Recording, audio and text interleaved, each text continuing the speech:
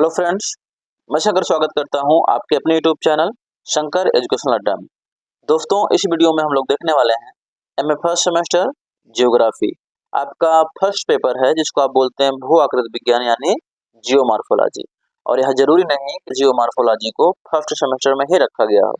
चाहे आप एमए कर रहे हैं, चाहे बीए कर रहे हैं, चाहे यूजीसी नेट वगैरह है, एमए बीए के किसी भी सेमेस्टर में आप अगर आप हैं और वहां आपको आपके सिलेबस में जियोमॉर्फोलॉजी है तो वीडियो आपके लिए बहुत ही ज्यादा महत्वपूर्ण है। दीर्घ उत्तरीय प्रश्न हम करने वाले हैं और सबसे महत्वपूर्ण प्रश्न है, यह प्रश्न आपको पूछा ही जाता है हर बार, तो इस बार भी 100% यह प्रश्न आपको देखने को मिलेगा एग्जाम में। प्रश्न क्या है कि भू आकृति विज्ञान का अर्थ, परिभाषा, प्रकृति एवं विषय क्षेत्र का वर्णन कीजिए। इसके बारे में जिक्र करना है, काफी महत्वपूर्ण प्रश्न है। तो चलते हैं, आगे बढ़ते हैं, देरी न करते हुए वीडियो को अंत तक जरूर देखिएगा, ठीक है। भू आकृति विज्ञान का अर्थ अगर हम देख लेते हैं तो देखिए लिखा गया है कि भू आकृति विज्ञान अंग्रेजी के जियोमॉर्फोलॉजी का जो है हिंदी रूपांतर है। यानी भैया जो भू आकृति विज्ञान है इसको अंग्रेजी में जियोमॉर्फोलॉजी कहते हैं, ठीक है ना। और जो आपका जियोमॉर्फोलॉजी शब्द है वह ग्रीक भाषा के जियो, मॉर्फी और लोगोस से बना है। किससे बना है? जियो, मॉर्फी और लोगस से बना है, जिसका मतलब होता है, जियो का मतलब क्या होता है भैया? पृथ्वी। मॉर्फी का मतलब क्या होता है भैया? स्वरूप। और लोगस का मतलब क्या होता है? वर्णन करना। यानी आप कह सकते हैं जो आपका भूआकृति विज्ञान है वह पृथ्वी के स्वरूपों का वर्णन। आई थिंक इतना क्लियर हो गया होगा। यानी आपका जो भूआकृति विज्ञान है उसको अंग्रेजी में भैया क्या कहते हैं? जियोमॉर्फोलॉजी कहते हैं। और जियोमॉर्फोलॉजी जो है तीन शब्दों ग्रीक भाषा के तीन शब्दों से मिलकर बना है, जियो, मॉर्फी और लोगस। जिसमें जियो का मतलब क्या होता है भैया? पृथ्वी। मॉर्फी का मतलब क्या होता है? स्वरूप। और लोगस का मतलब क्या होता है? वर्णन करना। अर्थात हम कह सकते हैं कि भैया जो आपका भूआकृति विज्ञान होता है वह पृथ्वी के स्वरूपों का क्या है? वर्णन है। आई थिंक अर्थ आपको समझ में आ गया होगा। अब चलते हैं, इसकी परिभाषा देख लेते हैं। भूआकृति विज्ञान की परिभाषा तो देखिए लिखा गया है, भूआकृति विज्ञान भौतिक विज्ञान की एक महत्वपूर्ण शाखा है। भैया जो आपका भूआकृति विज्ञान है यह भौतिक विज्ञान का एक महत्वपूर्ण शाखा है। इसमें पृथ्वी के स्थल मंडल के उच्चावचों, उनके निर्माण, प्रक्रमों तथा उनके एवं मानव के अंतर संबंधों का अध्ययन किया जाता है। भैया कह रहा है कि जो आपका भूआकृति विज्ञान है यह भौतिक भूगोल की एक महत्वपूर्ण शाखा है। इसमें पृथ्वी के जो स्थल मंडल, पृथ्वी के स्थल मंडल के जो उच्चवच है, अब उच्चवच क्या होते हैं? जो पृथ्वी का ऊंचा नीचा भाग होता है, ठीक है ना, उसी को क्या बोला जाता है? उच्चवच बोला जाता है। जैसे कहीं कहीं पर्वत पठार देखने को मिलते हैं, कहीं कहीं खाइयां झीलें देखने को मिलती है, तो यही इसका जो ऊंचा नीचा भाग पृथ्वी का उठा और बैठा भाग होता है उसे ही उच्चवच कहते हैं, ठीक है ना। जिसमें क्या कहा जाता है भैया? पृथ्वी के उच्चवच तथा उनके निर्माण, ना उनके निर्माण में जो प्रक्रम होते हैं और उनके एवं मानव के बीच जो संबंध होते हैं उसका अध्ययन किया जाता है। किसमें भैया? भूआकृति विज्ञान, ठीक है। आगे लिखा गया है, ये शब्द लिख देंगे तो काफी महत्वपूर्ण आपका बन जाएगा, ठीक है ना। आपका क्या लिखा गया है कि भू आकृति विज्ञान जो है स्थल रूपों का विज्ञान। एकदम मस्त तरीके से आप लिख के आए, ठीक है। चलते हैं, अब कुछ जो है, ये तो अपना परिभाषा था, ठीक है ना। अब कुछ वैज्ञानिकों के, कुछ विद्वानों के अनुसार, कुछ भूगोलविदों के अनुसार देख लेते हैं कि उनके शब्दों में जो है भैया भू आकृति विज्ञान की क्या परिभाषा दी गई है, ठीक है। देख लेते हैं। आर्थर होम्स का मानना है कि भौतिक भूगोल की प्रमुख शाखा भू आकृति विज्ञान में स्थल मंडल के केवल उस भाग का अध्ययन किया जाता है जो दृश्यनीय। भैया जो आर्थर होम्स है ये कहते हैं कि भौतिक भूगोल की जो प्रमुख शाखा यानी भू आकृति विज्ञान जो है इसमें भैया स्थल मंडल के केवल उसी भाग का अध्ययन किया जाता है जो दृश्यनीय है, मतलब जिसको आंखों से देखा जा सकता है, ठीक है ना। आगे चलते हैं, ये तो आर्थर होम्स के अनुसार था। आगे देख लेते हैं कि वार्सेस्टर के अनुसार ये क्या कहते हैं। इन्होंने कहा है कि भू आकृति विज्ञान पृथ्वी के उच्चावचों का व्याख्यात्मक वर्णन, ठीक है ना। यानी वार्सेस्टर महोदय कहते हैं कि भैया जो भू आकृति विज्ञान है पृथ्वी के उच्चावचों का जो है व्याख्यात्मक वर्णन, अर्थात भू आकृति विज्ञान वह विज्ञान है जो कि भूपटल के, ठीक है ना, जो कि भूपटल के विभिन्न रूपों, उनकी उत्पत्ति इतिहास एवं विकास की क्या करता है, व्याख्या करता है। यानी आर्थर होम्स का जो कहना है वो कहते हैं कि भैया भौतिक विज्ञान वह विज्ञान है जो कि भूपटल भूपटल मतलब जिसमें लोग जिस एरिया पे जिस परत पे जो है लोग निवास करते हैं, हम लोग निवास करते हैं सबसे ऊपरी परत उसको भूपटल कहा जाता है। ठीक है, तो कह रहा है कि भूपटल के विभिन्न रूपों, ठीक है ना, उनकी उत्पत्ति, आगे क्या आ रहा है, इतिहास एवं उनके विकास की क्या करता है भैया, व्याख्या करता है आपका भू आकृति विज्ञान। ये तो वार्सेस्टर महोदय के अनुसार था। ठीक है ना, चलते हैं आगे बढ़ते हैं। ध्यान देना, इसमें से जितने भी मैं 3-4 लोगों का मुख्य मुख्य करके मैं बता रहा हूँ, इसमें से 1-2 लोगों का भी अगर आप लिख देते हैं तो आप बढ़िया नंबर करके आए। ठीक है, तो आगे बढ़ने से पहले मैं आपसे गुजारिश करूंगा, यदि आप हमारे चैनल पर नए हैं तो चैनल को सब्सक्राइब कर लें और इस वीडियो को लाइक करना ना भूलें, और इस वीडियो को जिस भी व्यक्ति को जरूरत हो उसके पास ज्यादा से ज्यादा शेयर करें, क्योंकि पढ़ेगा इंडिया तभी तो बढ़ेगा इंडिया। चलते हैं आगे बढ़ते हैं। आगे थारनबरी के अनुसार देख लेते हैं। तो थारनबरी का क्या कहना है कि भू आकृति विज्ञान स्थल रूपों का विज्ञान है। भैया थारनबरी महोदय कहते हैं कि भू आकृति विज्ञान जो है स्थल रूपों का विज्ञान है, परंतु इसमें अंतः सागरीय रूपों को भी सम्मिलित किया जाता है। भैया जो आपका भू आकृति थारनबरी महोदय कहते हैं कि भू आकृति विज्ञान जो है वो स्थल रूपों का विज्ञान है, लेकिन इसमें अंतः सागरीय रूपों को भी सम्मिलित किया जाता है। आई थिंक इतना क्लियर हो गया होगा। चलते हैं आगे देख लेते हैं क्या लिखा गया है। अतः हम कह सकते हैं कि भैया जो आपका भू आकृति विज्ञान है स्थल रूपों के अध्ययन से बढ़कर, भैया जो आपका भू आकृति विज्ञान है इसमें केवल स्थल रूप का ही अध्ययन नहीं किया जाता है, वरन क्या होता है, क्योंकि इसके अंतर्गत विस्तृत उच्चवचों, महासागर नितल, महाद्वीप, पर्वत आदि का जो भैया अध्ययन किया जाता है। तो इसके साथ ही क्या होता है भैया, लघु आकार वाले स्थल रूपों का जो कि अपर्दन एवं निक्षेपण से बनते हैं, ठीक है ना, उनका भी अध्ययन इसमें क्या किया जाता है, किया जाता है। ठीक है, चलते हैं आगे बढ़ते हैं। अब हम देख लेते हैं कि भैया भू आकृति विज्ञान की प्रकृति क्या है। ठीक है ना, तो लिखा गया है कि भू आकृति विज्ञान की प्रकृति में भू आकृति विज्ञान का अर्थ, ठीक है ना, परिभाषा तथा विषय क्षेत्र, भू आकृति विज्ञान का विकास, भू आकृति विज्ञान का महत्व, भू आकृति विज्ञान के अध्ययन के उपागम, उच्चवच, अश्लाकृतियां, उच्चवच के निर्माण के प्रक्रम, ठीक है ना, उच्चवचों की विशेषताएं, उच्चवचों का मानव पर प्रभाव तथा उसके अंतर संबंधों को भी क्या किया जाता है, सम्मिलित किया जाता है।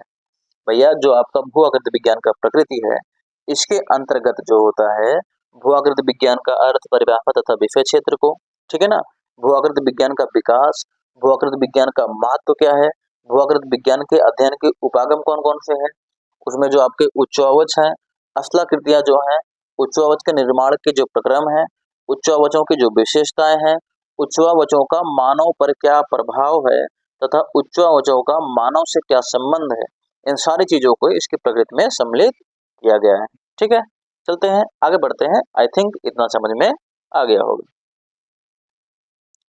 इस विज्ञान के अंतर्गत सामान्य स्थल रूपों जैसे घाटियां, गार्ज, प्रपात, कंदराएं, बलुका स्तूप, सर्ग, रोधिका, पुलिन, क्लिफ आदि के अलावा भूपटल के प्रमुख उच्चावचों जैसे महाद्वीप, महासागर नितल, पर्वत, पठार, मैदान, झील आदि बड़ी इकाइयों का भी अध्ययन इसमें किया जाता है। आई थिंक इतना क्लियर हो गया होगा। चलते हैं आगे बढ़ते हैं। आगे भैया देख लेते हैं हम किसके बारे में, इसके विषय क्षेत्र के बारे में। ठीक है ना, तो देखिए लिखा गया है कि भू आकृति विज्ञान का विषय क्षेत्र सुनिश्चित है। भैया जो भू आकृति विज्ञान का विषय क्षेत्र है वो क्या है, फिक्स किया गया है। ठीक है ना, फिक्स कैसे है कि भैया पृथ्वी की स्थलीय सतह का उल्लेख ही इसका प्रमुख विषय है। यानी पृथ्वी की जो स्थलीय सतह है उसका उल्लेख ही जो है इसका प्रमुख विषय माना जाता है। ठीक है, इस विज्ञान के अंतर्गत विभिन्न उच्चावचों की उत्पत्ति, विकास तथा वर्तमान रूप का, ठीक है ना, ब्यौरेवार विवरण जो है प्रस्तुत किया जाता है। भैया जो आपका भू आकृति विज्ञान है इसके अंतर्गत जो तमाम प्रकार के उच्चवच होते हैं उनकी उत्पत्ति, उनका विकास तथा उनका वर्तमान स्वरूप क्या है इसके बारे में ब्यौरावर जो है आपका विवरण प्रस्तुत किया जाता है, ब्यौरात्मक विवरण जो है प्रस्तुत किया जाता है। यद्यपि भू आकृति विज्ञान, ठीक है ना, क्या कर रहा है, यद्यपि भू आकृति विज्ञान जो है भूगोल का एक अभिन्न अंग, तथापि इसका आरंभ भूगर्भ शास्त्र यानी भौमिकी से होता है। क्या कह रहा है कि भैया जो आपका भूआकृति विज्ञान है भूगोल का एक अभिन्न अंग है। तो आप कह सकते हैं कि भैया इसका आरंभ जो है भूगर्भ शास्त्र यानी भौमिकी से ही होता है। ठीक है ना, आगे देख लेते हैं। इसी आधार पर भूआकृति विज्ञान को कभी कभी भूगर्भ शास्त्र का एक अंग माना जाता है। भैया इस आधार पे आप कह सकते हो कि आपका जो भूआकृति विज्ञान है या भूगर्भ शास्त्र का क्या है, एक अंग माना जाता है। थार्नबरी ने तो यहाँ तक कह डाला है कि भूआकृति विज्ञान मुख्य रूप से भूगर्भ शास्त्र है। यानी इन्होंने बताया कि भैया जो भू आकृति विज्ञान है वह मुख्य रूप से अगर देखा जाए तो आपका क्या है, मुख्य रूप से अगर देखा जाए तो क्या है भैया, ये आपका भूगर्भ शास्त्र है। ठीक है ना। लोबेक महोदय ने कहा, उन्होंने क्या कहा कि भैया भूआकृति विज्ञान या स्थल रूपों का अध्ययन का विज्ञान जो है भूगर्भ शास्त्र की एक शाखा है। वास्तव में भूआकृति विज्ञान का संबंध भूगर्भ शास्त्र के केवल उस अंश से है जो भूपटल की सतह की रचना से संबंधित है। भैया बताया गया कि आपका जो भूआकृति विज्ञान है वह भूगर्भ शास्त्र की एक शाखा तो है, लेकिन अगर एक्चुअली में देखा जाए तो भू आकृति विज्ञान भू आकृति विज्ञान का जो संबंध है भूगर्भ शास्त्र के केवल उस अंश से है जो कि भूपटल की सतह की संरचना से, जो कि भूपटल की जो है सतह की संरचना करता है, केवल उसी तत्व से, उसी भाग से, उसी अंश से जो है संबंधित है आपका भू आकृति विज्ञान भूगर्भ शास्त्र से। ठीक है, चलते हैं आगे बढ़ते हैं। आगे देखिए लिखा गया है कि भू आकृति विज्ञान के अध्ययन का प्रधान विषय जो है पृथ्वी के विभिन्न उच्चावच। भैया जो आपका भू आकृति विज्ञान का जो भू आकृति विज्ञान के अध्ययन का जो मुख्य विषय है वो पृथ्वी के विभिन्न उच्चावच। ठीक है ना। तो स्थल खंड की सतह पर जो ऊर्ध्वाधर स्थलीय विषमताओं को जो है क्या कहा जाता है, उच्चावच कहा जाता है। मैंने अभी आप लोगों को बताया था ना कि भैया स्थल मंडल की सतह पर जो ऊर्ध्वाधर स्थलीय विषमताएं पाई जाती है, कहीं ऊंचा तो कहीं धसाव मिलता है, उसे क्या कहते हैं, उच्चावच कहा जाता है। ठीक है ना, आगे बढ़ते हैं। तो भैया विस्तार एवं आकार की दृष्टि से भूतल के उच्चावचों को, ठीक है ना, जो भूतल के उच्चावच हैं उनको भू आकृति विज्ञान के केंद्र स्थल माने गए हैं। इन्हें जो है 3 श्रेणियों में विभाजित किया जाता है। कितने श्रेणियों में, 3 श्रेणियों में इन्हें विभाजित किया जाता है। पहला है प्रथम श्रेणी के उच्चावच, दूसरा है द्वितीय श्रेणी के उच्चावच और तीसरा है आपका तृतीय श्रेणी के उच्चावच। इसको अगर आप पढ़ लेते हैं तो आप तमाम प्रकार का अलग अलग प्रश्न भी बना सकते हैं कि भैया प्रथम श्रेणी के उच्चावच कौन कौन से हैं, द्वितीय श्रेणी के उच्चावच कौन कौन से हैं और तृतीय श्रेणी के उच्चावच कौन कौन से हैं। अगर इस तरीके से पूछता है तो भी आप इसको बना सकते हैं। चलते हैं आगे बढ़ते हैं। प्रथम श्रेणी के उच्चावच में देख लेते हैं तो लिखा गया है कि भैया प्रथम श्रेणी के उच्चावचों के अंतर्गत महाद्वीप तथा महासागर को सम्मिलित किया जाता है। ठीक है ना, याद रखिएगा। प्रथम श्रेणी के उच्चावच जो बड़े बड़े चीजें होती हैं, ठीक है ना, जैसे महाद्वीप और महासागर को सम्मिलित किया जाता है। महाद्वीप के अंतर्गत जो स्थल मंडल तथा महासागर के अंतर्गत जल मंडल को रखा जाता है। ठीक है ना। समस्त ग्लोब पर यानी समस्त पृथ्वी पर जो 70.8% भाग पर यानी लगभग 71% भाग पर जो है भैया वो जल मंडल है यानी सागर एवं महासागर का विस्तार है तथा 29.2% जो भाग पर स्थल मंडल यानी द्वीप और महाद्वीप का विस्तार पाया जाता है। तो क्लियर हो गया। जो प्रथम श्रेणी के उच्चावच हैं उनमें महाद्वीप और महासागर को सम्मिलित किया जाता है। महाद्वीप यानी स्थल मंडल और महासागर यानी जल मंडल को सम्मिलित करता है। ठीक है ना। पूरी पृथ्वी पर लगभग 71% यानी 70.8% जो है जल मंडल यानी सागर और महासागर तथा 29.2% भाग जो है स्थल मंडल यानी द्वीप और महाद्वीप पाया जाता है। आई थिंक इतना क्लियर हो गया होगा। अब हम देख लेते हैं भैया द्वितीय श्रेणी के उच्चावच क्या है। तो इसमें लिखा गया है कि द्वितीय श्रेणी के उच्चावचों के अंतर्गत प्रथम श्रेणी के उच्चावच पर बनने वाले जैसे पर्वत, पठार, मैदान तथा झीलें आदि उच्चावचों को शामिल किया जाता है। भैया जो द्वितीय श्रेणी के उच्चावच हैं इनमें उन उच्चावचों को सम्मिलित किया जाता है जो प्रथम श्रेणी के उच्चावच पर बनते हैं। जैसे कि क्या-क्या बनते हैं, किसी द्वीप या महाद्वीप या सागर में क्या-क्या बन सकता है आपका, ठीक है ना? पर्वत, पठार, मैदान तथा झीलें। ये सब क्या है भैया, किसके अंतर्गत आते हैं, आपके द्वितीय श्रेणी के उच्चावच के अंतर्गत आते हैं। इन उच्चावचों का निर्माण जो है मुख्य रूप से पृथ्वी के आंतरिक बलों यानी अंतर्जात बलों द्वारा होता है। और कहाँ होता है, प्रथम श्रेणी के उच्चावच पर, ठीक है ना भैया। जो आपके द्वितीय श्रेणी के उच्चावच हैं, इनका निर्माण जो है पृथ्वी के आंतरिक बलों यानी अंतर्जात बलों द्वारा किया जाता है प्रथम श्रेणी के उच्चावचों पर। आई थिंक इतना क्लियर हो गया।